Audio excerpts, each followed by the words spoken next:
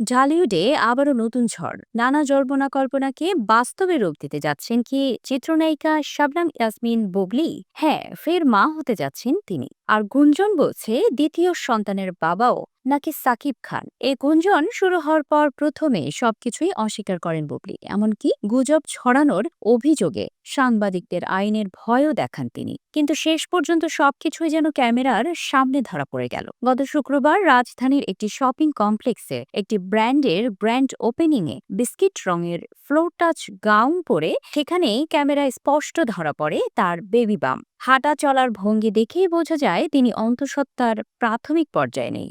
একাধিক সূত্র জানিয়েছে বুবলি শিগগিরই যুক্তরাষ্ট্রে উড়াল দেবেন। সাকিব খানের পরামর্শেই সেখানেই সন্তান জন্ম দেওয়ার পরিকল্পনা। এমনকি সে সময় সাকিব খানও পাশে থাকতে পারেন এমন কথাও শোনা যাচ্ছে। ইভেন্টে সাংবাদিকরা সরাসরি প্রশ্ন করলেও বুবলি না স্বীকার করলেন না অস্বীকার। হাসিমুখে তিনি বলেন, এগুলো খুব ব্যক্তিগত বিষয়, যখন বলবো তখন সবাইকে সম্মান জানিয়েই বলবো। আমি শান্তিপূর্ণ পরিস্থিতি চাই। বিদেশ যাত্রা প্রসঙ্গে হাসিমুখে নিজের পাসপোর্ট দেখিয়ে বলেন, এটা আমার গুরুত্বপূর্ণ পাসপোর্ট, আজই হাতে পেয়েছি। ভক্তরা জানতেন সাকিব বুবলির সম্পর্কে দূরত্ব তৈরি হয়েছে, কিন্তু গত বছর নিউ ইয়র্কে সেন্ট্রাল পার্কে সাকিব বুবলি ও তার ছেলে শেহজাদ খান পীরের একসঙ্গে ঘোরাঘুরিও নতুন প্রশ্ন তুলেছিল।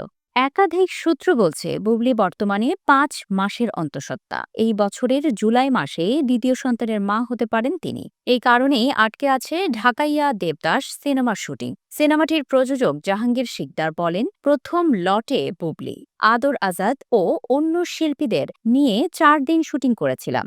দ্বিতীয় লটে রোজায় শুটিং আছে, কিন্তু বুবলিকে ছাড়াই বাকি কাজ শেষ করতে হবে। বুবলির বাচ্চা হওয়ার পরে তার বাকি অংশের শুটিং করবেন। সন্তান জন্ম দিতে এই মাসে আমেরিকায় যাচ্ছেন তিনি। ডাক্তারের সঙ্গে পরামর্শ করে আগামী জুনে শিডিউল দিয়েছেন, তবে ধারণা করছি এই স্বল্প সময়ের মধ্যে তিনি শুটিং এর জন্য ফিট হবেন না। আমরা সেপ্টেম্বরে শুটিং এ যাওয়ার চিন্তা ভাবনা করে রেখেছি।